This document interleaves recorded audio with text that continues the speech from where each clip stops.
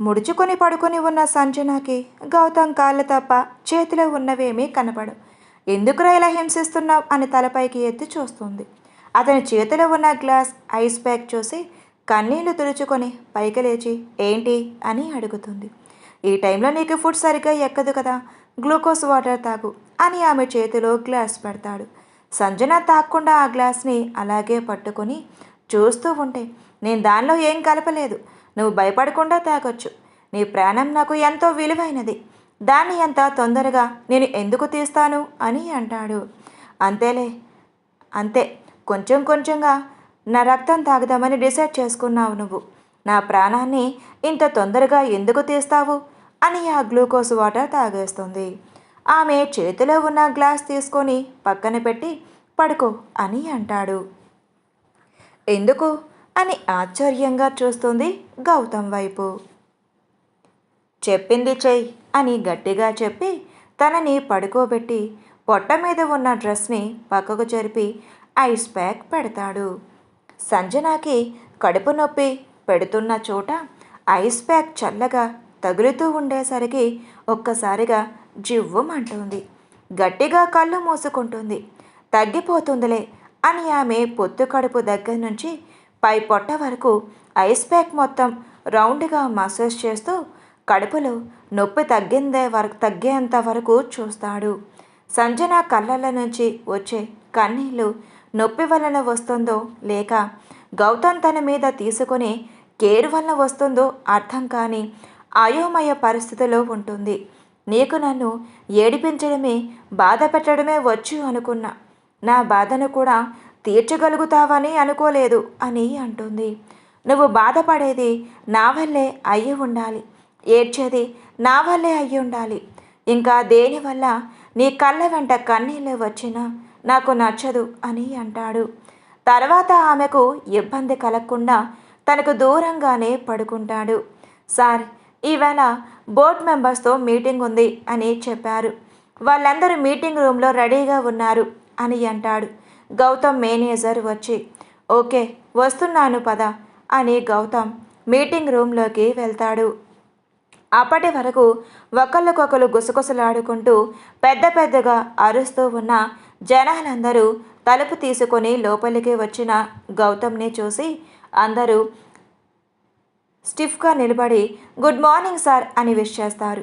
గౌతమ్ వాళ్ళందరినీ చూసి మిడిల్లో ఉన్న ఒక వ్యక్తిని కూడా చూసి సైడ్ స్మైల్స్ ఇస్తూ గుడ్ మార్నింగ్ అని వెళ్ళి టేబుల్ మిడిల్లో ఉన్న తన రివాల్వింగ్ చైర్లో కాల్ మీద కాల్ వేసుకొని కూర్చుంటాడు.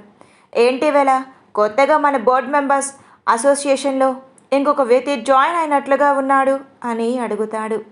బోర్డ్ మెంబర్స్లో నుంచి ఒక వ్యక్తి పైకి లేచి అవును గౌతమ్ గారు, మీ కంపెనీలో ఉన్న నా 10 షేర్స్ నేను అజయ్ గారికి అమ్మేశాను, నేను ఈ కంపెనీ నుంచి తప్పుకుంటున్నాను, మన కొత్త బోర్డ్ మెంబర్స్గా అజయ్ గారు నా ప్లేస్లో కంటిన్యూ అవుతారు అని చెప్తాడు.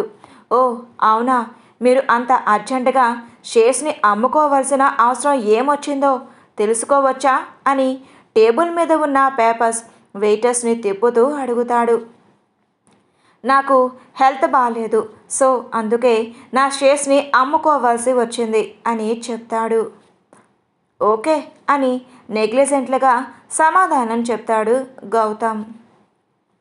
అజయ్ హాయ్ గౌతమ్ అని పైకి లేచి గౌతమ్కి షేక్ హ్యాండ్ ఆఫర్ చేస్తాడు. హాయ్ అని చెయ్యి కలుపుతాడు గౌతమ్ కూడా నవ్వుతూ. ఇక నీ మొహంలో ఈ నవ్వు అనేది లేకుండా చేస్తాను, నా నుంచి ఏమేమైతే దూరం చేశావో అవన్నీ నీ నుంచి దూరం చేస్తాను అని మనసులో అనుకొని సీట్లో కూర్చుంటాడు. గౌతమ్ కూడా అజయ్ని చూసి అతని మనసులో ఉన్న ఆలోచనలను పసిగట్టి ఫుల్ యాటిట్యూడ్తో అజయ్ని చూసి కంపెనీ యొక్క నెక్స్ట్ ప్రాజెక్ట్ గురించి, అది ఎలా చేస్తే ఎలా సక్సెస్ అవుతాము అని వివరంగా చెప్తాడు.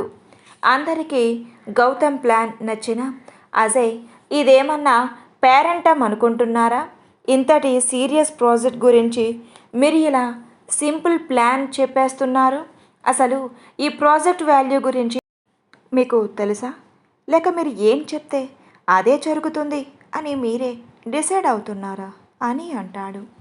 గౌతమ్ యాటిట్యూడ్గా కాలు మీద కాలు వేసుకొని టేబుల్ని కాలుతో ముందుకు తోసి చైర్ వెనక్కి అనుకుని, ఇది నేను ఇంపార్టెంట్ ప్రాజెక్ట్ అని అనుకుంటున్నాను. అందుకే దీన్ని ఎలా చేయాలో ఏంటో నేను మొత్తం ముందే డిసైడ్ అయ్యాను. ఇక్కడ ఉన్న మీ ఒక్కరికి తప్ప ఎవరికీ ఎటువంటి ఆబ్జెక్షన్ లేదు. అందరికీ నా ప్లానింగ్ అండ్ డీల్ నచ్చిందో లేదో ఎవరైనా ఆబ్జెక్షన్ పెడతారేమో అడగండి అని కార్నర్ లుక్కుతో చూస్తూ అడుగుతాడు. అజయ్ అందరి వైపు చూస్తాడు. ఎవరి నుంచి ఎటువంటి సమాధానం రాదు. So this meeting is over అని పైకి లేచి కోట్ బటన్ పెట్టుకుంటూ, మీరు నన్ను జడ్జ్ చేయాలి అని అనుకునే ముందు మీ యొక్క క్యాపబిలిటీ తెలుసుకుని నాతో మాట్లాడండి, ఓకే అని అతన్ని చూసి నవ్వుతూ అక్కడి నుంచి వెళ్ళిపోతాడు గౌతమ్.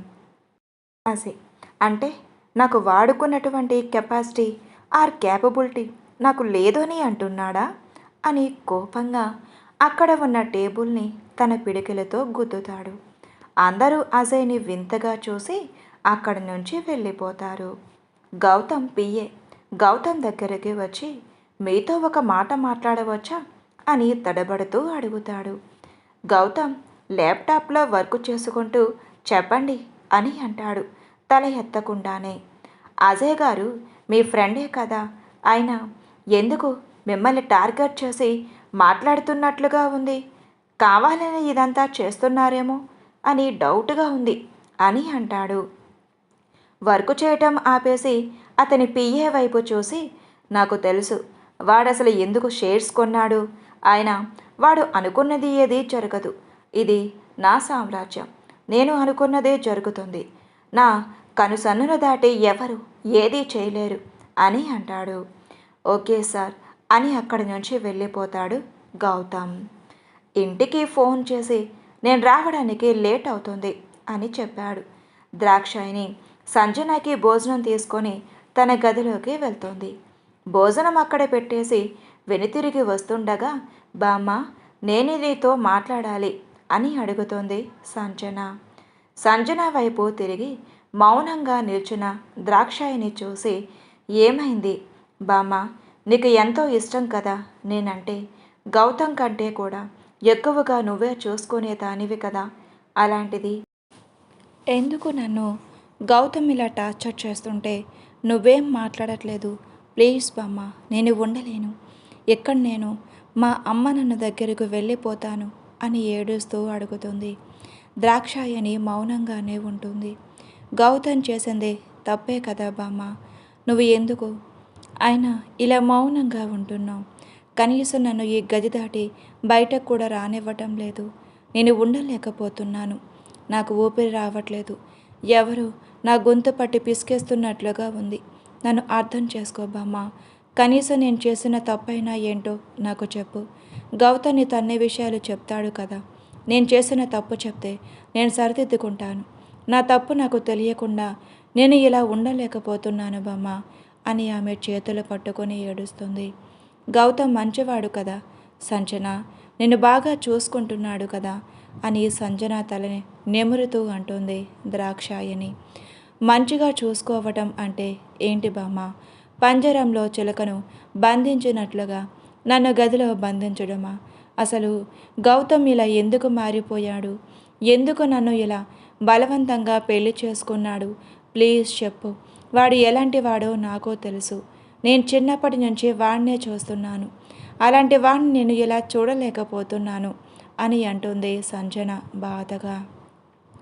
గౌతమ్ ఎలాంటి వాడో నీకు తెలుసు అని నువ్వే అంటున్నావు కదా, మరి వాడిలా మారడానికి కారణం కూడా నువ్వే తెలుసుకో, నా మనవడు అమాయకం రాముడిలాగా ఉండేవాడు ఇలా రాక్షసుడిలాగా ఎందుకయ్యాడు, నువ్వు ముందు తెలుసుకో అని అక్కడి నుంచి బయటకు వచ్చేస్తుంది. సంజన ఆలోచనలో పడింది. ఎలాగైనా గౌతమ్ని అడిగి ఎలాగైనా నిజం తెలుసుకోవాలి అని ఆలోచిస్తుంది. ఏమయ్యింది అజయ్, ఏం జరిగింది వాళ్ళ మీటింగు అని అడుగుతాడు విశ్వనాథ్ అజయ్కి కాల్ చేసి. జరిగిందంతా చెప్పాడు అజయ్. నేను చెప్పిందేంటి, నువ్వు చేసిందేంటి, డైరెక్ట్గా వాడిని మనం ఎదిరించి ఏం చేయలేం. ముందు బోర్డ్ మెంబర్స్ని నీ గుప్పెట్లో పెట్టుకోవడానికి ప్రయత్నించు. అప్పుడు నువ్వు వాడి మీద గెలవటానికి నీకు ఛాన్స్ ఉంటుంది. అంతేగాని ఇలా వాడితో కయ్యానికి కాలు దువ్వటం కాదు అని అంటాడు. సరే అంకుల్ అని కాల్ కట్ చేసి అసహనంగా తండ్రిని చూస్తూ, ఏంటిది, ఇంకా ఎంతకాలం మన ఇలా వెయిట్ చేయాలి అని అంటాడు.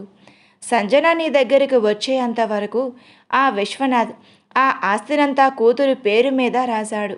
లేదు అంటే నయానో భయానో ఆస్తి మొత్తాన్ని మనం వాడి దగ్గర నుంచి లాక్కునేవాళ్ళం. కానీ ఇప్పటిదంతా సంజన పేరు మీద ఉంది. తను ఆ గౌతమ్ని వదిలి నీ దగ్గరికి వచ్చిన రోజు ఈ ఆస్తి మన చేతికి వస్తుంది. అప్పటిదాకా మనకి ఈ ప్రాబ్లమ్స్ తప్పవు అని అంటాడు.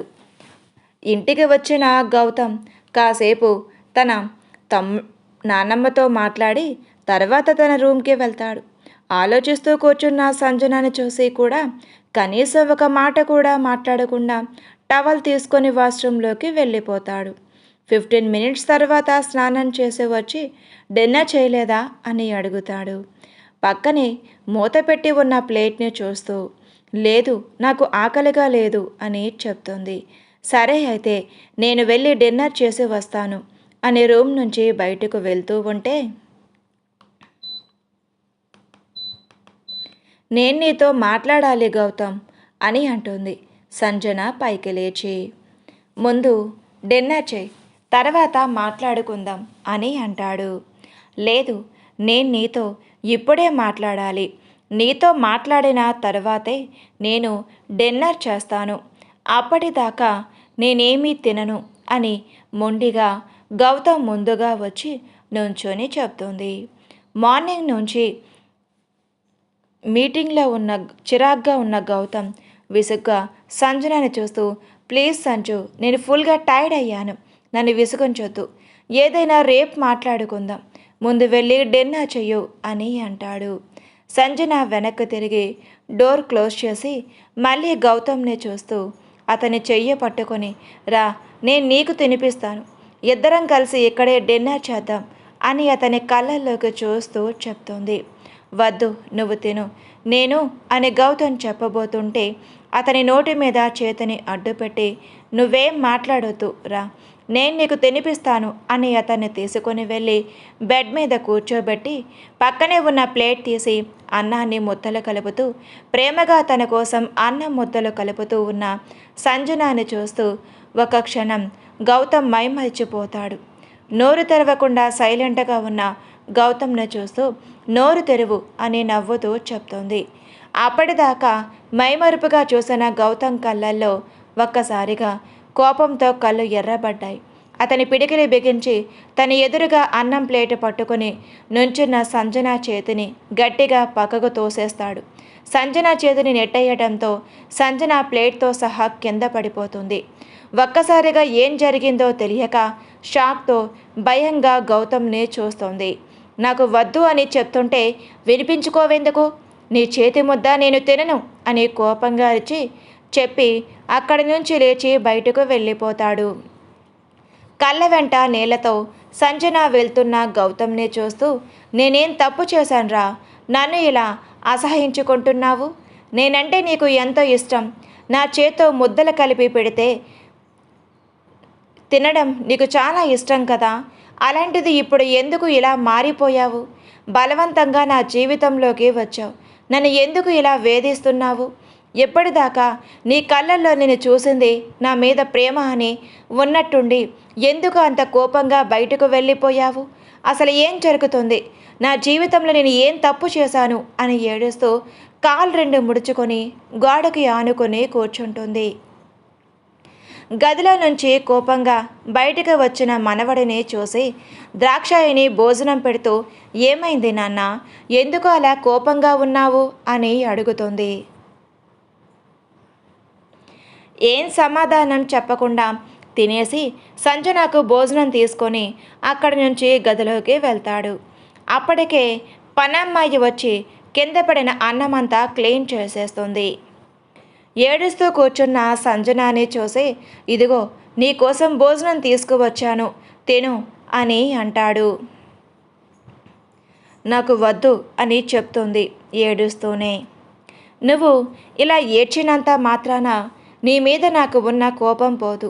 నువ్వు భోజనం మానేసినంత మాత్రాన నాకు నీ మీద జాలి కలగదు. నీకు నచ్చినా నచ్చకున్నా నువ్వు తినాల్సిందే అని గట్టిగా అరిచినట్లుగా చెప్తాడు. ఆ మాటకి సంజన భయపడి కన్నీళ్లు తుడుచుకొని గౌతమ్ చేతిలోనే ప్లేట్ తీసుకొని గబగబా ముద్దల నోట్లో పెట్టుకుంటుంది. ఒక్కసారిగా పొలమారటంతో ఊపిరాడక దగ్గుతూ ఉంటుంది. వెంటనే గౌతమ్ వాటర్ బాటిల్ నుంచి వాటర్ తీసి తనకు తాగిస్తూ తన తల మీద చిన్నగా నెడతాడు. నోటి నిండా అన్నం ముద్దతో గౌతమ్ని చూస్తుంది. చూసిందే చాలు, నిదానంగా తిను అని అనటంతో భోజనం చేసేసి ప్లేట్ పక్కన పెట్టి, నువ్వు నాకు ఎన్నోసార్లు అన్నం తినిపించావు. నేను అలిగితే నన్ను బ్రతిమిలాడావు, బాధలో ఉంటే ఓదార్చావు, ప్రతి విషయంలో నాకు తోడుగా ఉన్నావు. అలాగే ఇప్పుడు కూడా ఒక సహాయం చేసి పెట్టవా అని అడుగుతుంది కళ్ళ నిండా నీళ్లతో. ఏంటి అన్నట్టుగా చూస్తాడు గౌతమ్. ఇప్పుడు నాకు నువ్వు కోపంతో అన్నం పెట్టావో ప్రేమతో అన్నం పెట్టావో నాకు తెలియట్లేదు, కానీ నీ కళ్ళల్లో నా మీద ప్రేమ, ద్వేషం, అసహ్యం, కోపం అన్నీ కనపడుతున్నాయి. నేను తట్టుకోలేకపోతున్నాను. ఈసారి నాకు భోజనం పంపించేటప్పుడే కొంచెం విషం కూడా కలిపి పంపించరా? ఈ బాధ నుంచి విముక్తి కలుగుతుందేమో. నాకు ఈ ఆలోచనలు తొలగి మనశ్శాంతి వస్తుంది. నాకు దయచేసి ఈ ఒక్క సహాయం చేసి పెట్టు. ఇంకా జీవితంలో నిన్ను ఏది అడిగితే అడిగే అవసరం కూడా రాదు నీకు అని అంటుంది. ఆ మాటకి గౌతమ్ కళ్ళల్లో నీళ్లు తిరుగుతాయి. అతని గుండె ఒక్కసారిగా ఆగిపోయినట్లుగా అనిపిస్తుంది. నన్ను చంపే అని సంజన నోటి వెంట నుంచి వచ్చింది అంటే తను ఎంత నరకం అనుభవిస్తుందో, నేను ఎంత బాధ పెడుతున్నానో తనని అని బాధగా ఆలోచిస్తూ కూర్చుంటాడు. సంజన లేచి బెడ్ మీద ఇంకోవైపు వెళ్ళి పడుకుంటూ, ఒకవేళ నేను చచ్చిపోతే నువ్వు సుఖం పొందడానికి కావాల్సిన నా శరీరం ఎక్కడ దూరం అయిపోతుందో అని నువ్వు బాధపడుతున్నావేమో. ఒక ఆడదాని ఇష్టాలే సంబంధం లేకుండా మనసుని బాధపెట్టి శరీరాన్ని ఒక ఆట బొమ్మలాగా చేసి ఆడుకుంటున్న నీకు ఫీలింగ్స్తో మనిషితో సంబంధం ఏముంది? నీకు కావాల్సిన సుఖం శవం దగ్గర కూడా దొరుకుతుంది కదరా అని కళ్ళు మూసుకుంటుంది అటు తిరిగి. సంజన మాట్లాడిన ఒక్కొక్క మాట గౌతమ్ గుండెల్లో గుణపంలా గుచ్చుకుంటున్నట్లుగా గుచ్చుకుంటాయి. అతను ఆమె దృష్టిలో ఎంతగా దిగజారిపోయాడో ఆ క్షణం గౌతమ్కి తెలుస్తుంది. ఆమెను బాధ పెట్టాలని అనుకున్నాడు, కానీ అలా అనుకున్న క్షణం నుంచి అతను నరకం చూస్తున్నాడు. ఆమెను బాధ పెడుతున్న ప్రతిసారి అంతకు 100 రెట్లు అతను బాధపడుతున్నాడు. గౌతమ్ సంజనని ముట్టుకున్న ప్రతిసారి ఆమె మీద కోరికతో, ప్రేమతో కాకుండా కేవలం కోపంతోనే తనతో గడిపేవాడు. ఆ కోపంలో తన ఇష్టం ఉందా లేదా అనే ఆలోచన కూడా మర్చిపోయాడు. అతని నోటి నుంచి ఒక్క మాట కూడా బయటకు రాలేదు. అతని కళ్ళల్లోనే కన్నీళ్లను బయటకు రాకుండా వాటిని లోపలే అణిచివేస్తూ కేవలం కోపాన్ని, పగని మాత్రమే బయటికి చూపిస్తున్నాడు. ఆ రాత్రి ఇద్దరు ఒకరిని ఒకరు చూసుకోలేదు. అలాగే కంటి మీద ఇద్దరికీ కునుకోలేదు. ఆలోచనల మధ్య ఆ రాత్రి గడిచిపోయింది. తర్వాత రోజు ఆఫీస్కి రెడీ అయి వెళ్ళిపోయాడు గౌతమ్. ఎప్పటిలాగే ఆఫీస్ వర్క్ ప్రాజెక్ట్లో ఫుల్ బిజీగా ఉంటాడు. అసలు సంజనాన్ని చూడటం, మాట్లాడటం, పట్టించుకోవటమే మానేస్తాడు. ఉదయం పూట ఆఫీస్కి వెళ్తాడు, సాయంత్రం ఆఫీస్ నుంచి వచ్చి ఆ గదిలో పడుకుంటాడు. అంతేగాని తనతో ఒక్క మాట కూడా మాట్లాడాడు. ఒకరోజు పనమ్మాయి వచ్చి సంజన దగ్గరకు వెళ్ళి, మీరు ఈవేళ భోజనానికి డైనింగ్ టేబుల్ దగ్గరకు రావాలంట, పెద్దమ్మగారు చెప్పారమ్మా అని చెప్పి వెళ్ళిపోతుంది. ఒకవైపు ఆనందం, ఇంకోవైపు అయోమయంగా తను తీసుకువచ్చి ఈ గదిలో పడేసి చాలా రోజులు అవుతుంది. బయట ప్రపంచం గురించి తెలియకుండా చేశారు. అలాంటిది ఇప్పుడు సడన్గా భోజనానికి రమ్మని పిలుస్తున్నారు, ఎందుకు అని ఆలోచిస్తూ కిందకు వెళ్తుంది. అప్పటికే డైనింగ్ టేబుల్ దగ్గర అన్నీ సర్దుతూ ఉంటుంది ద్రాక్షాయణి. బాగున్నారా అమ్మమ్మగారు అని అడుగుతుంది. బాగున్నాను సంజు, దా భోజనం చేద్దువు అని ప్రేమగా పిలుస్తుంది. ఎప్పుడూ లేనిది ఏంటి ఆ ఇది చాలా రోజుల తర్వాత నన్ను బయటికి తీసుకువచ్చి భోజనాన్ని అని పిలిచావు, నీ మనవడు లేడా అని అడుగుతుంది. వాడు ఇంకా ఆఫీస్ నుంచి రాలేదు, వస్తే ఖచ్చితంగా మీ దగ్గరికే వచ్చేవాడుగా అని చెప్పి భోజనం వడ్డిస్తూ ఉండగా, అయ్యో సార్ జాగ్రత్త, నిదానంగా నడవండి, నన్ను గట్టిగా పట్టుకోండి, లేకపోతే పడిపోతారు అని గుమ్మం దగ్గర నుంచి ఒక అమ్మాయి మాట వినపడటంతో ఇద్దరు గుమ్మం వైపు చూస్తారు. సంజన అయితే షాక్తో లేచి నుంచుంటుంది. ఒక అందమైన అమ్మాయి. గౌతమ్ ఒక చేతిని తన భుజం మీద, అతను పడిపోకుండా ఆమె చేతిని అతని నడుం మీద వేసి నిదానంగా నడిపిస్తూ తీసుకొని వస్తూ ఉంటుంది. సంజన ఆ అమ్మాయి దగ్గరకు వెళ్ళి, ఏమయ్యింది, గౌతమ్కి ఎందుకు ఇలా తూలుతూ నడుస్తున్నాడు అని అడుగుతుంది. మీరు ఎవరు అని అడుగుతుంది ఆ అమ్మాయి. నేను తన ఫ్రెండ్ని అని చెప్తోంది. ఓ అవునా, రూమ్ ఎక్కడా అని అడుగుతుంది ఆ అమ్మాయి. పైన అని చెప్తుంది. అమ్మో, ఇప్పుడు పైకి వెళ్ళాలా అని అంటుండగా గౌతమ్ ఆ అమ్మాయిని చూసి, బేబీ స్టెప్స్ పక్కన లెఫ్ట్ సైడ్ ఉన్న రూమ్లోకి తీసుకొని వెళ్ళు, అదే ఇక నుంచి మన పర్సనల్ రూమ్ అని ముద్దుగా చెప్తుంది అతన్ని గొంతులో నుంచి మాట. అలాగే సార్ అని ఆ అమ్మాయి నిదానంగా గౌతమ్ని ఆ రూమ్లోకి తీసుకొని వెళ్ళి అతన్ని బెడ్ మీద పడుకోబెట్టి బయటకు వస్తుంది. ద్రాక్షాయిని చూసి, నమస్కారం బామ్మగారు, నా పేరు అనన్య, సార్ కొత్త పియ్యని, ఇక నుంచి నేను కూడా మీ ఇంట్లోనే ఉంటున్నాను, సార్ మీతో చెప్పే ఉంటారు అని అడుగుతుంది. చెప్పాడు, నువ్వు వెళ్ళి ఫ్రెష్ అయ్యమ్మా, డిన్నర్ చేద్దువు అని అంటుంది ద్రాక్షాయిని.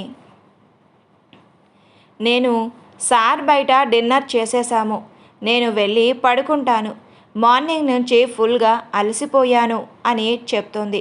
డ్రైవర్ తన బ్యాగ్ తీసుకురావటంతో డ్రైవర్ దగ్గర నుంచి తన బ్యాగ్ తీసుకొని గౌతమ్ని పడుకోబెట్టిన గదిలోకి వెళ్ళి తననే చూస్తున్న సంజనాని చూసి నవ్వుతూ వెళ్ళి డోర్ క్లోజ్ చేసుకుంటుంది. అదేంటి బామ్మ, తను ఆ గదిలోకి వెళ్తుంది, గౌతమ్ అదే గదిలో ఉన్నాడు కదా, అప్పుడు తను వేరే రూమ్లో ఉండొచ్చు కదా, ఆ గదిలోకి ఎలా వెళ్తుంది అని అంటుంది సంజన. అది తన కోసం రెడీ చేయించిన గది అని చెప్పి నువ్వు భోజనం చేసేసి నీ గదిలోకి వెళ్ళిపో అని చెప్పి అక్కడి నుంచి తను వెళ్ళిపోతుంది ద్రాక్షాయిని. అదేంటి, తను గౌతమ్ గదిలోకి ఎందుకు వెళ్ళింది, ఎందుకు తను ఆ గదిలో ఉంది, తనకే గౌతమ్కి ఉన్న రిలేషన్ ఏంటి, జస్ట్ పిఏనా, పిఏ అయితే మరి ఎంత క్లోజ్గా ఉంటుందా అని భోజనం కూడా చేయకుండా రూమ్ డోర్ కొడుతుంది. ఎంతసేపు డోర్ కొట్టినా డోర్ తీయకపోవటంతో మళ్ళీ కొడుతుంది. స్నానం చేసి టవల్ మీద ఉన్న అనన్య డోర్ ఓపెన్ చేసి ఎదురుగా ఉన్న సంజనాని చూసి, ఎందుకలా డోర్ కొట్టి డిస్టర్బ్ చేస్తున్నావు అని అడుగుతుంది. టవల్ మీద ఉన్న తనని చూస్తూ, అసలు నువ్వు ఏం చేస్తున్నావు, ఈ అవతారంలో గౌతమ్ రూమ్లో ఎందుకు ఉన్నావు, మర్యాదగా నువ్వు వేరే గదిలో ఉండు, ఈ గదిలో కాదు నువ్వు ఉండేది అని చెప్తుంది కోపంగా. నువ్వు ఎవరు చెప్పడానికి, గౌతమ్ సార్ ఈ రూమ్ నా కోసమే రెడీ చేయించారు, నాకు ముందే చెప్పారు, ఇది మేమిద్దరం కలిసి ఉండే గది మాత్రమే, మీకు అనవసరం, అండ్ నేను ఎలా ఉన్నాను అనేది నీకు అంతకంటే అనవసరం అని మొహాన్నే డోర్ క్లోజ్ చేసేస్తుంది. సంజన కోపంతో మళ్ళీ డోర్ కొడుతున్నా, నువ్వు ఎన్నిసార్లు డోర్ కొట్టినా నేను డోర్ తీయను, వెళ్ళు నువ్వు ఎక్కడి నుంచి అని కోపంగా అనటంతో సంజనకు చాలా బాధగా అనిపిస్తుంది. వెంటనే అక్కడి నుంచి తన గదిలోకి వెళ్ళిపోతుంది. ఆ నైట్ సరైన నిద్ర ఉండదు. గౌతమ్ గురించి ఆలోచిస్తూ నిద్రకు దూరం అవుతుంది. ఉదయాన్నే రెడీ అయ్యి టిఫిన్ చేయడానికి బయటకు వస్తుంది. అప్పుడే గౌతమ్ కూడా ఒళ్ళు విరుచుకుంటూ షార్టు బనియన్ మీద ఆ గదిలో నుంచి బయటకు వచ్చి పనమ్మాయిని కాఫీ అడుగుతాడు. సోఫాలో కూర్చున్న గౌతమ్ దగ్గరకు వెళ్ళి, ఏం చేస్తున్నావు గౌతమ్ నువ్వు, ఆ అమ్మాయి ఎవరు, అసలు తను రాత్రి నీ గదిలో ఎందుకు ఉంది, తను ఈ ఇంట్లోనే ఉంటుందంట. తన ఇంట్లో ఎందుకు ఉంటుంది? అయినా నువ్వు మన గదికి రాకుండా కింద ఎందుకు పడుకున్నావు అని అడుగుతుంది.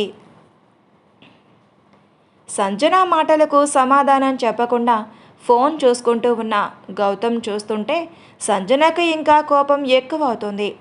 అప్పుడే కాఫీ తీసుకువచ్చి గౌతమ్ చేతికి ఇవ్వటంతో కాఫీ తాగుతున్న గౌతమ్ని చూస్తూ నువ్వు నాకు సమాధానం చెప్తావా చెప్పవా అని కోపంగా అడుగుతుంది.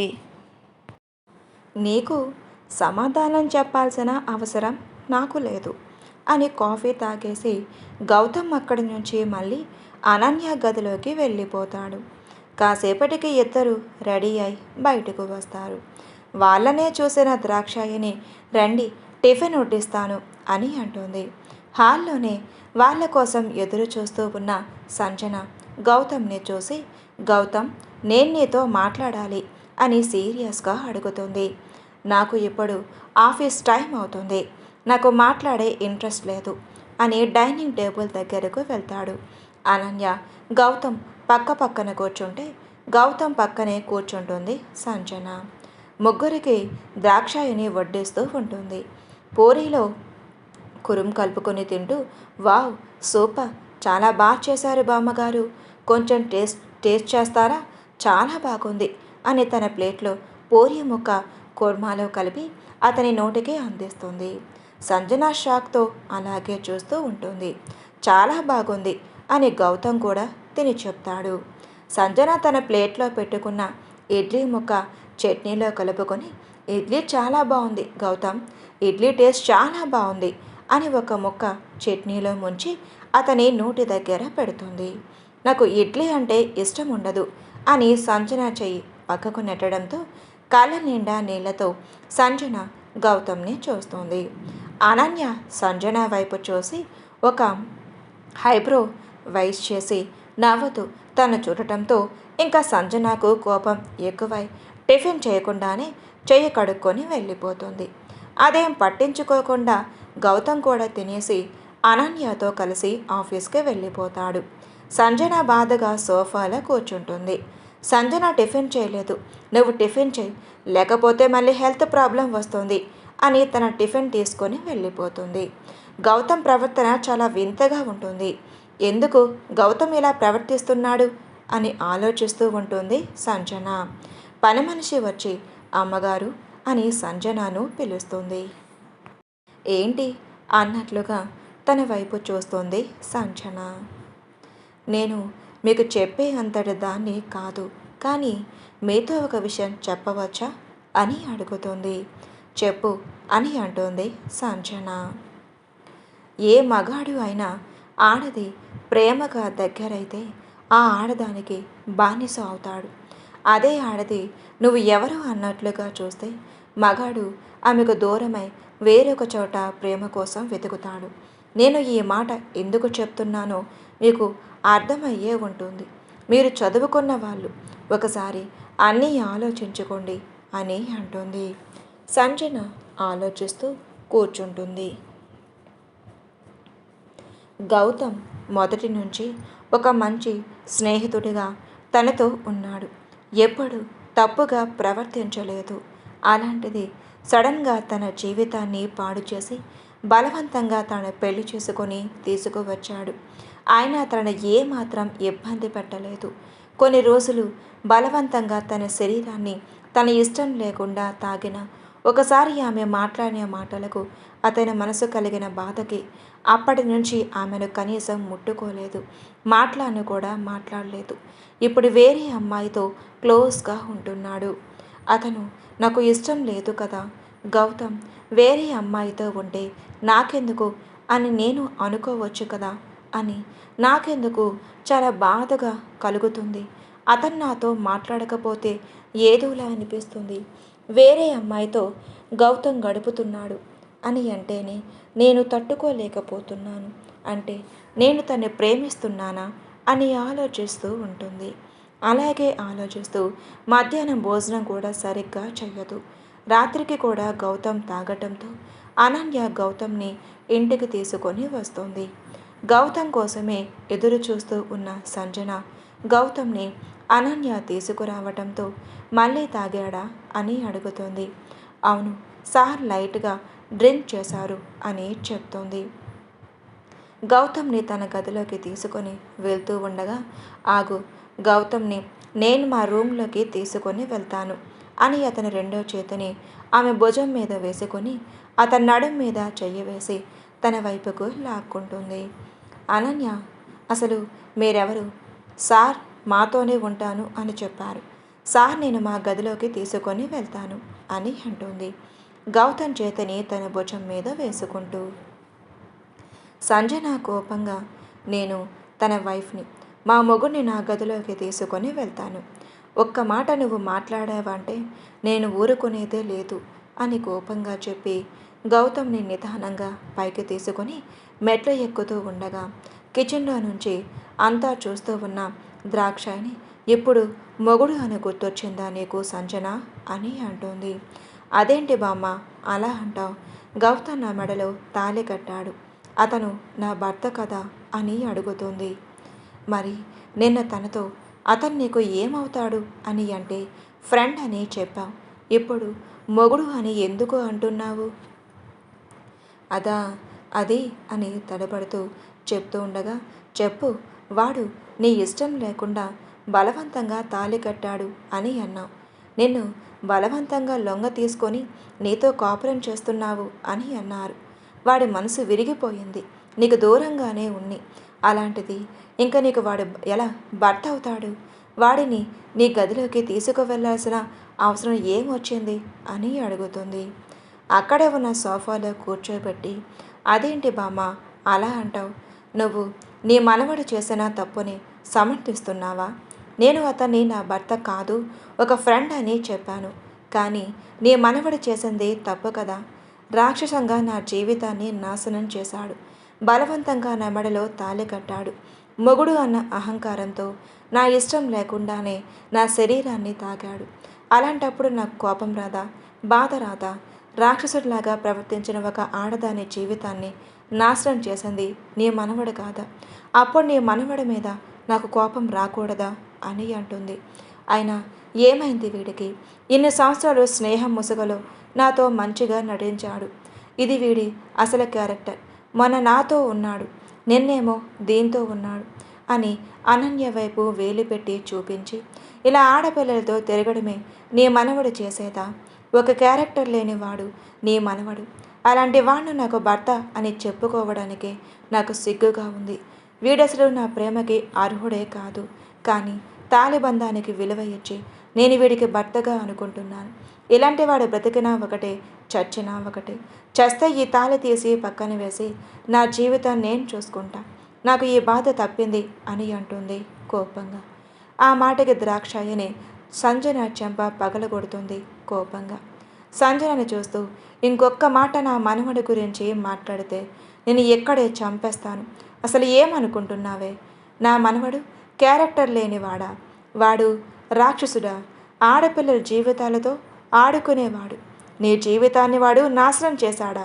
వాడేమీ నీ జీవితాన్ని నాశనం చేయలేదు, కాపాడాడు. ఆ అజయ్ ఎలాంటి వాడో తెలుసుకొని వాణ్ణి పెళ్లి చేసుకుంటే ఎక్కడ నీ జీవితం పాడవుతుందో అని నిన్ను పెళ్లి చేసుకున్నాడు. మీ నాన్న మీద కోపంతోనే వాడు నీ జీవితంలోకి వచ్చాడు. మీ నాన్న చేసిన తప్పులకి శిక్ష ఉండదు. చావాల్సింది నా మనవడు కాదే, మీ నాన్న అని అనడంతో, నీ మనవడు తప్పు చేస్తే మా నాన్న అంటావేంటి? మా నాన్న ఎలాంటివాడు నాకు తెలుసు. ఆయన ఏ తప్పు చెయ్యడు, మాట మీద నిలబడతాడు, నిజాయితీగా ఉంటాడు, చాలా మంచివాడు నా తండ్రి అని అంటుంది సంజన. ఎవరు మాట మీద నిలబడేది? మీ నాన్న మంచివాడా, నిజాయితీపరుడా అని విరక్తిగా నవ్వుతూ, నీ తండ్రి వల్లనే నా కొడుకు కోడలు చనిపోయారు. నా భర్త మంచానికి పరిమితమయ్యాడు. మా కుటుంబం తీరని శోకానికి గురయ్యాడు. దానికి కారణం మీ నాన్నే. అసలు వాడు చేసిన తప్పులకి వాడికి శిక్ష చావే. నిన్ను వాడికి దూరం చేస్తే నీ మీద బాధతో వాడు చస్తూ బ్రతుకుతాడని నిన్ను పెళ్లి చేసుకున్నాడు అని అంటోంది. ఏం మాట్లాడుతున్నావు బామ్మ? నువ్వు మా నాన్న గురించి ఇంత తప్పుగా ఆలోచిస్తున్నావు? మా నాన్న అలాంటి వాడు కాదు అని అంటుంది సంజన. ఎలాంటివాడు మరి మీ నాన్న అని వినబడిన గొంతుకి అందరూ వెనక్కి తిరిగి చూడటంతో గౌతమ్ సోఫాల నుంచి లేచి ఎర్రబడిన కళ్ళతో, కోపం నిండిన కళ్ళతో సంజనను చూస్తూ, చెప్పు, ఎలాంటివాడు మీ నాన్న? సత్యహరిశ్చంద్రుడా లేక శ్రీరామచంద్రుడా? అసలు మా అమ్మ నాన్న ఎలా చనిపోయారో నీకు తెలుసా అని అడుగుతాడు. ఆంటీ అంకుల్ యాక్సిడెంట్లో చనిపోయారు కదా అని చెప్తుంది సంజన.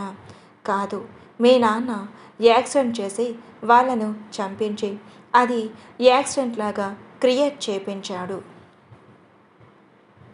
అని. మా నాన్నది ప్రేమ పెళ్ళి. నానమ్మ తాతయ్య వాళ్ళ పెళ్ళిని ఒప్పుకోకపోతే గుడిలో పెళ్లి చేసుకొని వచ్చి ఇక్కడ ఉద్యోగం చేసుకుంటూ తన సొంత కాళ్ళ మీద నిలబడాలి అని అనుకున్నారు. అప్పుడే మీ నాన్న విశ్వనాథ్, అజయ్ వాళ్ళ నాన్న రామారావు పరిచయం అయ్యారు. వాళ్ళ ముగ్గురు కలిసి బ్యాంక్ లోన్ తీసుకొని బిజినెస్ స్టార్ట్ చేశారు. అందులో మొదట్లో లాభాలు బాగానే వచ్చాయి. తర్వాత డబ్బుకి అమ్ముడుపోయి ఆఫీస్లో ప్రాజెక్ట్ వివరాలు, టెండర్ వివరాలు వేరే కంపెనీ వాళ్లకు చేరవేసేవాడు. ఆ విశ్వనాథ్ అలా కంపెనీకి లాస్లోకి వెళ్ళింది.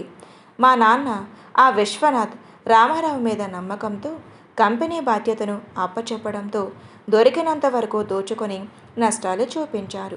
కంపెనీ మూసేసే స్థాయిలోకి వచ్చింది. వర్కర్స్కి కనీసం జీతాలు కూడా ఇవ్వలేని పరిస్థితి వచ్చింది. ఆ టైంలో అండగా నిలబడవలసిన ఆ విశ్వనాథ్ రామారావు ఎదురు తిరిగి వాళ్ళ వాటా వాళ్ళకి ఇవ్వమని, ఈ లాస్తో మాకు ఎటువంటి సంబంధం లేదని గొడవ చేయడంతో బ్యాంకు వాళ్ళు వచ్చి నాన్న బిజినెస్ కని తీసుకున్న లోన్ మొత్తం కట్టమని మొత్తం మా నాన్న మీదే పడటంతో అప్పుడే మేము ఉంటున్న మా ఇల్లు, ఆస్తి అమ్మేసి వాళ్ళ వాటాలు వాళ్ళకి ఇచ్చి వర్కర్స్కి శాలరీ ఇచ్చాము. తర్వాత నాన్న గురించి తెలిసి తాతగారు ఈ ఊరు వచ్చారు. నాన్నతో మళ్ళీ కొత్త బిజినెస్ స్టార్ట్ చేపిస్తాను అని తాతయ్య అన్నాడు. నాన్న ఆనందంతో అలాగే అని అప్పుడే మేనేజర్ ఇంటికి రావటంతో అతని ద్వారా రామారావు విశ్వనాథ్ చేసిన మోసం తెలుసుకుని కోపంతో వాళ్ళ దగ్గరికి వెళ్తూ ఉండగా తాతయ్య నాన్నను లీగల్గా యాక్షన్ తీసుకుందాం అని కోర్టులో కేసు వేశాడు. ఎక్కడ వాళ్ళ గురించి బయటపడుతుందో వాళ్ళు జైలుకి వెళ్ళవలసి వస్తుందేమో అని, ఎలాగైనా వాళ్ళని చంపితే ఎటువంటి కేసు ఉండదని నేను మా అమ్మా నాన్న గుడికి వెళ్తూ ఉండగా మా కారుకి యాక్సిడెంట్ చేయించారు. అదృష్టవశాత్తు నేను బ్రతికి బయటపడ్డాను. కానీ అమ్మా నాన్న అక్కడే చనిపోయారు. కొడుకు ఎలా చనిపోయాడో ఏంటో అని ఆరా తీస్తే మీ నాన్న యాక్సిడెంట్ చేయించాడని తెలిసింది. మీ నాన్నని నిలదీయడానికి వెళితే రౌడీలు పెట్టి మా తాతయ్యను కొట్టించారు. మీ నాన్న ఈ విషయాలు ఎవరికీ తెలియకుండా చేశాడు. తాతయ్యకు ఈ స్పృహ వచ్చి ఎక్కడ ఈ నిజాలు బయటపడతాయేమో అని ఆయన్ని కోమలోకి వెళ్ళేలాగా చేశారు. కేవలం మీ నాన్న వాళ్ళని ఆనందంగా ఉన్న నా కుటుంబం ఈరోజు ఇంత బాధని అనుభవించాల్సి వస్తుంది. ఎప్పుడు కూడా మీ నాన్న శ్రీరామచంద్రుడు, సత్యహరిశ్చంద్రుడు అని అంటావా? మీ నాన్న ఏ తప్పు చెయ్యలేదని అంటావా? ఎప్పుడైనా మీ నాన్న ఎందుకు నీ కోసం పరితపిస్తున్నాడో చెప్పనా? ఆస్తి మొత్తం మీ నాన్న నీ పేరు మీద రాశాడు. ఒకవేళ ఏదైనా తేడా జరిగితే, బిజినెస్ లాస్ అయితే ఆస్తి పోకుండా ఉండడానికి మీ పేరు మీద రాశాడు. అందుకే నీ కోసం పరితపిస్తున్నాడు. ఆ అజయ్ కూడా నిన్ను పెళ్లి చేసుకోవాలనుకున్నది కూడా కేవలం నీ ఆస్తి కోసమే, నీ మీద ప్రేమతో కాదు. నా వలన నీ జీవితం నాశనమయ్యింది అని తెలిసి కూడా నిన్ను వాడు పెళ్లి చేసుకుంటాను అని అన్నాడు. అంటే అర్థం వాడి ఆస్తి కోసమే నిన్ను పెళ్లి చేసుకుంటున్నాడు అని అంటాడు. ఆ మాటకి సంజన ఏడుస్తూ ఒక్కసారిగా నేల మీదకి జారిపోతుంది. అనన్య సంజన దగ్గరకు వెళ్ళి తనను పైకి లేపి సోఫాలో కూర్చోబెడుతుంది. ఇదంతా మా నాన్నే చేశాడు అని నీ దగ్గర ఏదైనా సాక్ష్యం ఉందా? నేను ఎలా నమ్మాలి మా నాన్న ఇదంతా చేశాడు అని అనటానికి అని అడుగుతుంది. తండ్రి మీద ఇంకా నమ్మకం ఉండటంతో తండ్రి ఇంత నీచుడు అని ఆమె మనసు ఒప్పుకోకపోవటంతో, సాక్ష్యం కావాలి కదా నీకు, సాక్ష్యం నీ ఎదురుగానే ఉంది అని అంటాడు. అర్థం కానట్లుగా చూస్తుంది సంజన గౌతమ్ వైపు. ఈ అనన్య సాక్ష్యం, ఈమె తండ్రి మీ నాన్న చేసిన యాక్సిడెంట్ని కళ్ళారా చూశాడు, మా తాతయ్యని కొట్టించడం చూశాడు అని. ఈ అనన్య ఎవరో కాదు, ఇంతకుముందు మీ నాన్న దగ్గర పనిచేసిన మేనేజర్ కూతురు. వాళ్ళు చేసిన ప్రతి తప్పుకి ఈ అనన్య వాళ్ళ నాన్నగారైన ఆయన ద్వారానే నాకు అన్ని విషయాలు తెలిసాయి. మీ నాన్న చేసే ప్రతి తప్పుని వ్యతిరేకించుతున్నందుకు, తప్పు అని చెప్తున్నందుకు, ఎప్పటికైనా ఆయన బ్రతికి ఉంటే ప్రమాదమే అని ఈ అనన్య వాళ్ళ నాన్నని చంపడానికి ప్రయత్నించాడు. నేనే కాపాడి హాస్పిటల్లో అడ్మిట్ చేశాను అని అంటాడు. అవును, మా నాన్న హాస్పిటల్లో ఉన్నప్పుడు జరిగిందంతా నాతో చెప్పాడు అని తన తండ్రిని తలుచుకొని బాధగా చెప్తుంది అనన్య. తన తండ్రి ఇంతటి దుర్మార్గుడని, అతను పైకి కనిపించే అంత మంచివాడు కాదని, మనుషుల్ని చంపే రాక్షసుడు అని తెలిసి కుమిలిపోతూ ఉంటుంది సంజన. తను అంతగా ఏడుస్తూ ఉన్న ద్రాక్షాయిని కానీ, గౌతమ్ కానీ, అనన్య కానీ ఎవరు ఆమె దగ్గరకు రారు. కనీసం ఆమెను పట్టించుకోరు.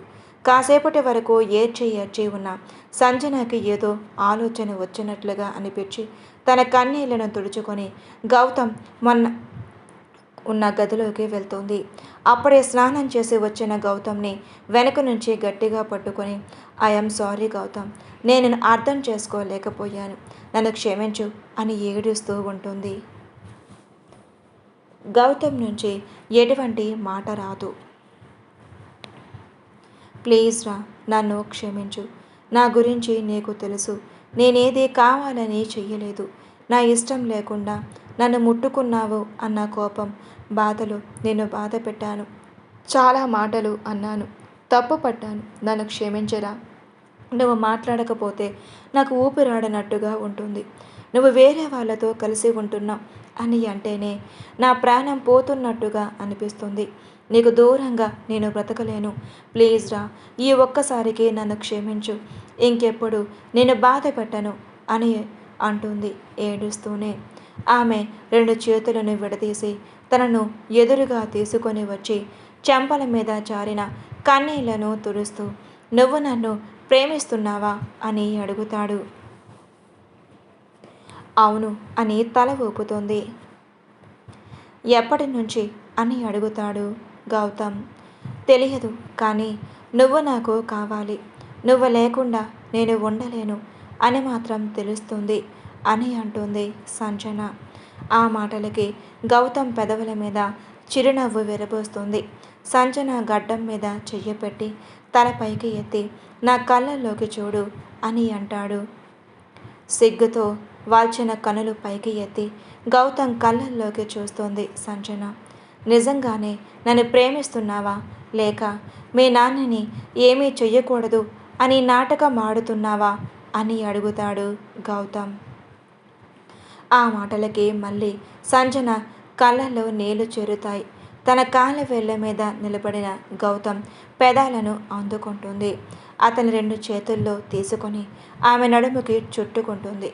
ఆమె 2 చేతులు అతని జుట్టులోకి దోపి అతని గట్టిగా పట్టుకొని ముద్దుకి అనుకూలంగా మార్చుకొని తన ప్రేమను రుచి చూపించి అతని నుంచి దూరం జరిగి, ఎప్పటికైనా నా ప్రేమను నమ్ముతారా, లేక ఇది కూడా మా నాన్న కోసం చేశాను అని అనుకుంటున్నావా అని అడుగుతుంది బాధగా. గౌతమ్ నవ్వుతూ ఆమె నడుముని పట్టుకొని దగ్గరకు లాక్కొని, నీ మీద ఎంత ప్రేమ ఉన్నా కోపంతో దాన్ని బయటకి కనపడనివ్వకుండా చేసి నీకు దూరంగా ఉన్నాను, అలాంటిది ఇప్పుడు సడన్గా మళ్ళీ ముద్దు పెట్టి నాలను రోమియోని బయటకు తీసుకువచ్చావు. నువ్వు నా మీద ఉన్న నీ ప్రేమను చూపించావు, మరి నీ మీద ఉన్న ప్రేమను చూపించొద్దా అని కొంటెగా కన్ను కొడుతూ అల్లరిగా అడుగుతాడు. ఆ మాటకి సంజన బొగ్గలు సిగ్గుతో ఎరుపెక్కుతాయి. నువ్వు అలా సిగ్గుపడితే ఇంకా అందంగా ఉన్నావు అని ఆమెను ఎత్తుకొని తీసుకొని వెళ్ళి మంచం మీద పడుకోబెడతాడు. సిగ్గుతో ముడుచుకుపోతూ ఉండే సంజన చూస్తూ, ఎలా సిగ్గుతో ముడుచుకుపోతే ఎలా అని ఆమె పెదాలను అందుకుంటారు.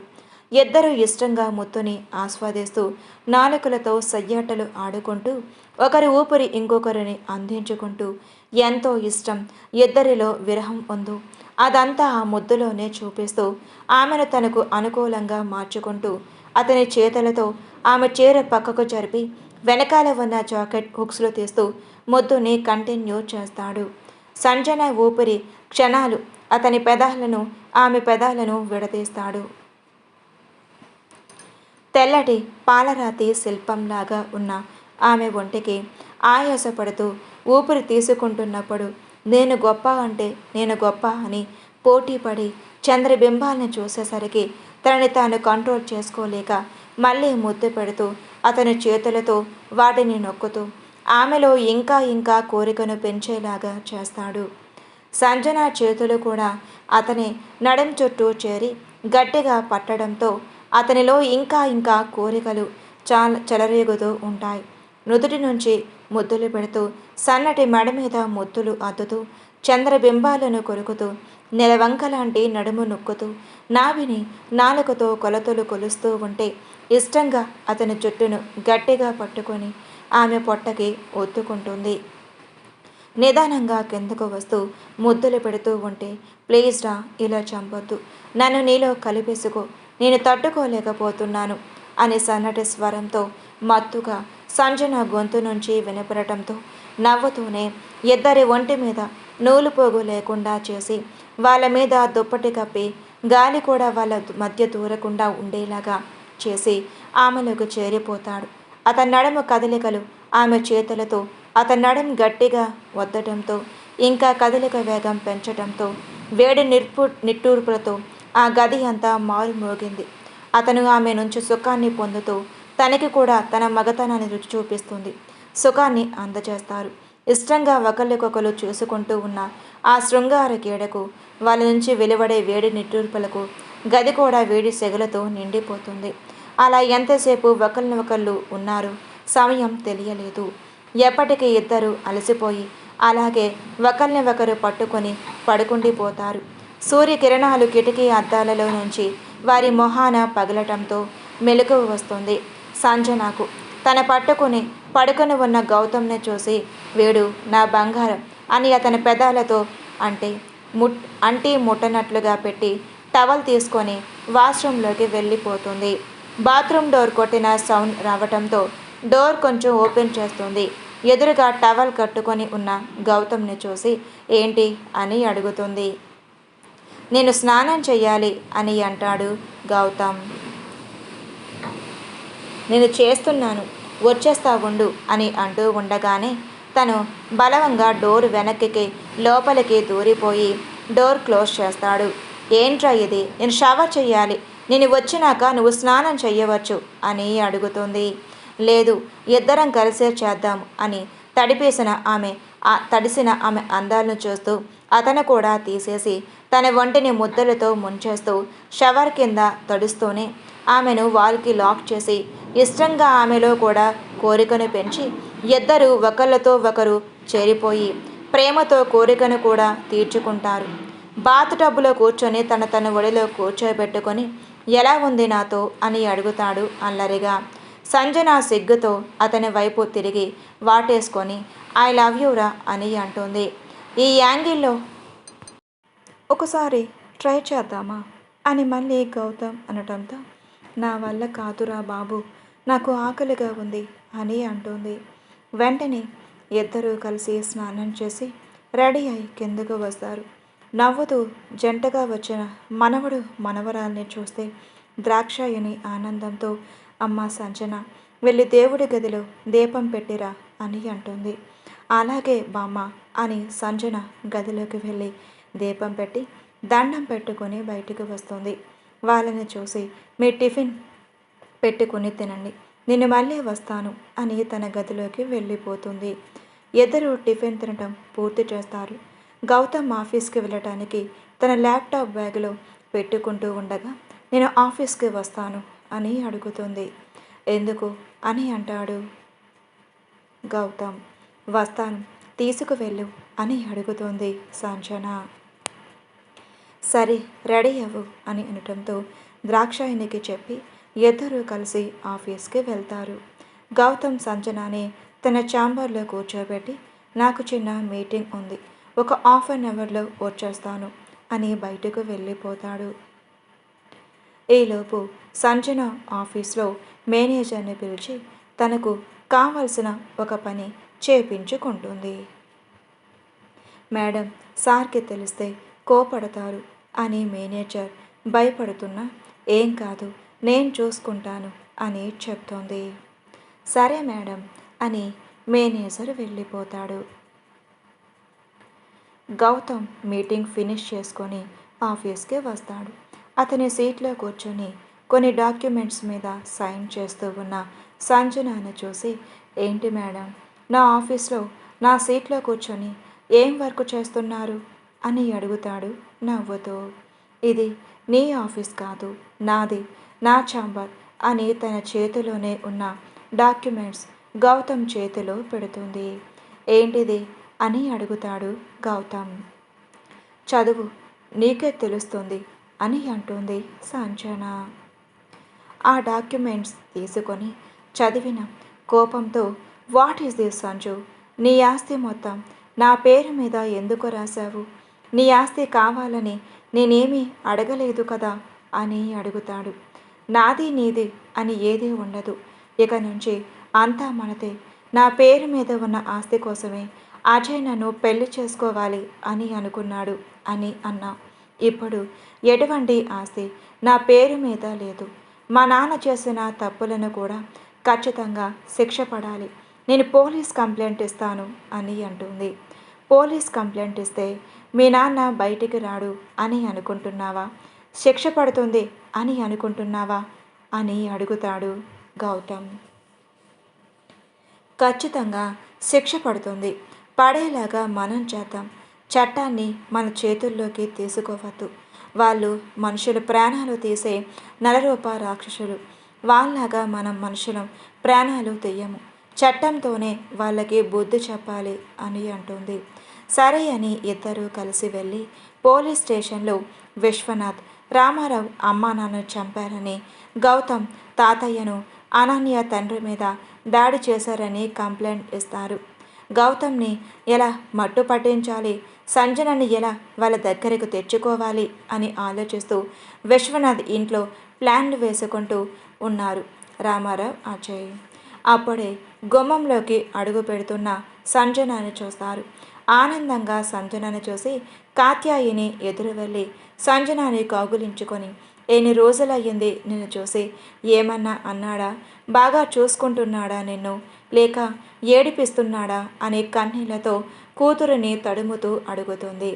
నా భర్త నన్ను చాలా బాగా చూసుకుంటున్నాడు, నేనంటే తనకి చాలా ప్రేమ అని అంటుంది సంజన. ఎవరు సంజు నీ మొగుడు? ఇష్టం లేకుండా నీ మెడలో తాళి కట్టాడు, వాడిని ఎలా నువ్వు భర్తగా యాక్సెప్ట్ చేస్తున్నావు అని కోపంగా అడుగుతాడు అజయ్. ఆస్తి కోసం నన్ను ట్రాప్ చేసి పెళ్లి చేసుకోలేదు అజయ్. గౌతమ్ నీలాగా నన్ను ప్రేమించి నీ నుంచి నా జీవితాన్ని కాపాడటానికి పెళ్లి చేసుకున్నాడు, నీ ఆస్తి కోసమే పెళ్లి చేసుకున్నాడుగా అని అంటాడు విశ్వనాథ్. నీలాగా నా భర్త మనుషులు ప్రాణాలతో చెలగాటమాడే మనిషి కాదు నాన్న అని, నిన్ను నాన్న అని పిలవటానికి కూడా నాకు అసహ్యంగా ఉంది. అత్తామామని చంపి నేను ఎలా వదులుతాను అని అంటుంది. అప్పుడే పోలీసులు కూడా లోపలికి రావటంతో, గౌతమ్ రెడీ అవ్వు మామ, శ్రీకృష్ణ జన్మస్థానానికి వెళ్ళాలి ఇప్పుడు నువ్వు అని అంటాడు. ఏంట్రా నువ్వు మాట్లాడేది? నేను జైలుకి వెళ్ళటం ఏంటి? నేనేం తప్పు చేశాను? నేను ఏ తప్పు చెయ్యలేదు అని తడబడుతూ అంటాడు. ఒక్కసారిగా రామారావు, అజయ్ కూడా భయంతో గుటకలు మింగుతారు. ఏ తప్పు చెయ్యలేదా? సాక్ష్యాలతో సహా నువ్వే మా అమ్మా నాన్నను చంపావని ఆధారాలు ఉన్నాయి, ఇక నువ్వు తప్పించుకోలేవు అని అంటాడు. నేను వదలను. నా కూతురుని మాయ చేసి నా మీదకి ఎదురు తిరిగేలా చేశావు కదా, నిన్ను వదలను. ఖచ్చితంగా చంపేస్తాను. మీ అమ్మ నాన్న దగ్గరికి నేను పంపించేస్తాను అని గౌతమ్ కాలర్ పట్టుకొని కోపంగా అంటాడు. గౌతమ్ నవ్వుతూ, చూసావా, నీ నోటితో నువ్వే మా అమ్మ నాన్న చంపావని ఒప్పుకున్నావు. ఇంతకంటే సాక్ష్యం ఇంకేం కావాలి అని అతని మాటని రికార్డ్ చేసినవి చూపిస్తాడు. పోలీసులు రామారావుది విశ్వనాథ్ని అరెస్ట్ చేసి తీసుకొని వెళ్తారు. అజయ్ కోపంతో, నిన్ను వదలను గౌతమ్, నీ అంతు చూస్తాను అని అంటాడు.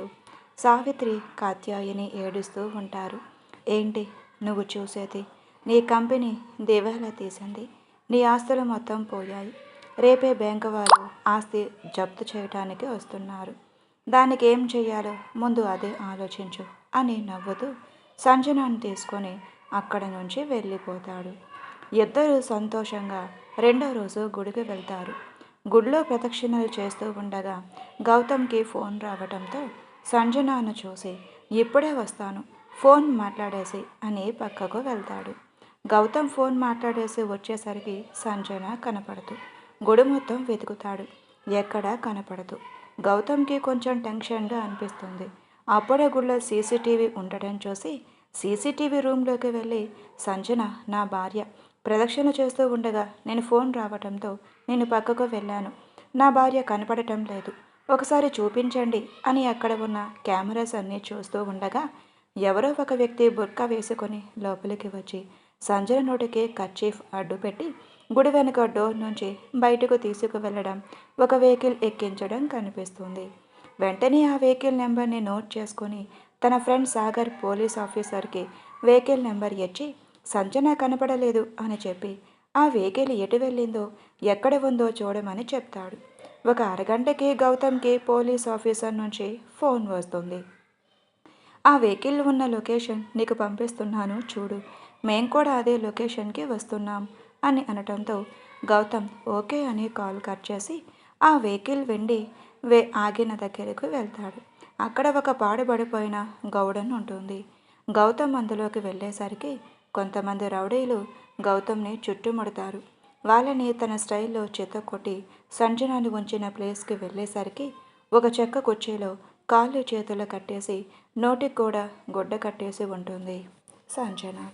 తన ఎదురుగా అజయ్ కూర్చొని, నువ్వు ఈ డాక్యుమెంట్స్ మీద సైన్ చేయి, నీ ఆస్తి మొత్తం నా పేరు మీద రాస్తున్నట్లుగా నేను ఏమీ చేయకుండా వదిలేస్తాను. అప్పుడు నీ భర్తతో నువ్వు హ్యాపీగా కాపురం చేసుకోవచ్చు, లేదా నీతో ముందే కాపురం చేసిన తర్వాత సంతకం పెట్టిస్తాను అని అంటాడు.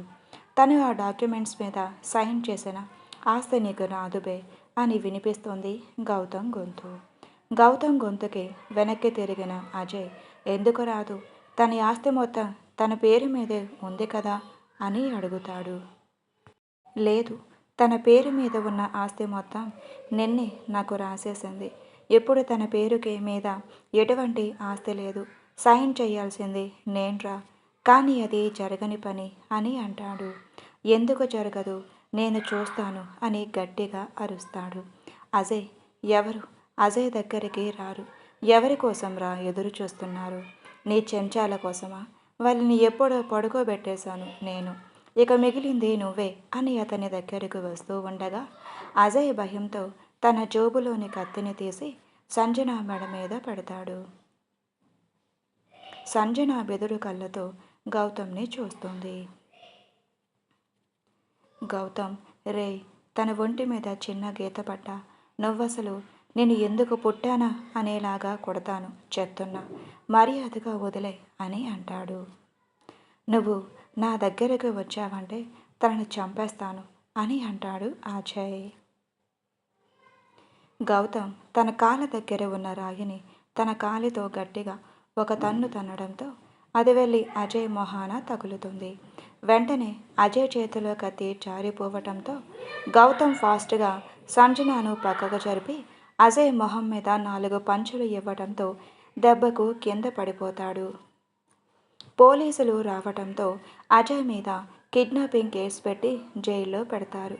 కోర్టులో రామారావు, విశ్వనాథ్ చేసిన హత్యలకు సాక్ష్యాలను తీసుకొస్తాడు.